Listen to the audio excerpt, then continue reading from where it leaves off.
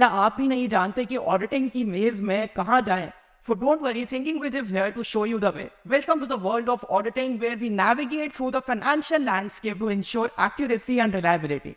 Let me take you on a journey and map out the key components of auditing as landmarks. Our first landmark is the financial statements, the most crucial part of any audit journey. It is the foundation upon which the stakeholders build their understanding of the company's financial health. Next, we have the control environment, the landmark that ensures that the company's policies and procedures are in place. Moving on, we arrive at the testing phase where we scrutinize the transactions by applying substantive auditing procedures to ensure that the financial statements depict accurate numbers. And finally, we reach our destination, the audit report, which summarizes our findings and provides assurance that the financial statements are true and fair.